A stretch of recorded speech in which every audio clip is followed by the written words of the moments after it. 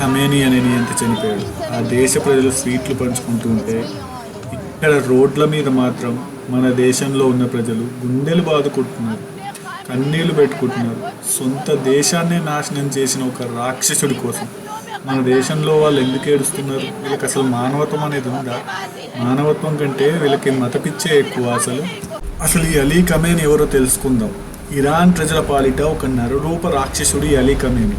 ముఖ్యంగా ఆడవాళ్ళ మీద అతను చేసిన అరాచకాలు అన్నీ ఇన్ని కావు. హిజాబ్ సరిగ్గా వేసుకోలేదని, జుట్టు కొద్దిగా బయటకు కనిపించిందని ఆడపిల్లలని నడి రోడ్డు మీద కుక్కల్ని కొట్టినట్టు కొట్టి చంపిన చరిత్ర వాడిది.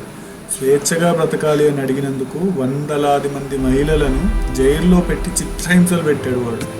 వాడి క్రూరత్వానికి ఒక చిన్న ఉదాహరణ చెప్తా వినండి. దేశం కోసం, స్వేచ్ఛ కోసం పోరాడిన ఒక తండ్రిని పట్టుకొచ్చారు.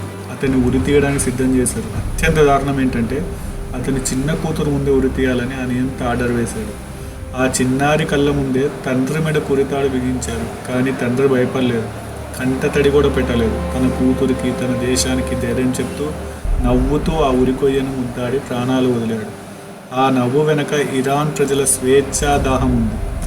అసలు అలాంటి రాక్షసుడు చనిపోతే ఇరాన్ ప్రజలు పీడ విరగడైందని సంబరాలు చేసుకుంటుంటే, కానీ మన దేశంలో కొంతమంది మాత్రం అతని దేవుళ్ళ కొలుస్తూ శోక సముద్రంలో మునిగిపోతున్నారు. ఎందుకు? మానవత్వం ఏమాత్రం లేని ఒక సైకోగాడి కోసం కన్నీళ్లు కార్చే వీళ్ళని అసలు ఏమనాలి? ఇక్కడే ఉంటూ, ఇక్కడే తింటూ వేరే దేశపు నియంత్రణ కోసం ఏడ్చే వీళ్ళని దేశద్రోహులు అనక ఇంకేమనాలి? ఇరాన్ ప్రజలకు దక్కిన స్వేచ్ఛను చూసి మనం సంతోషించాలి, కానీ ఆ డిక్టేటర్ కోసం సింపతి చూపించడం చాలా సిగ్గుచేటు.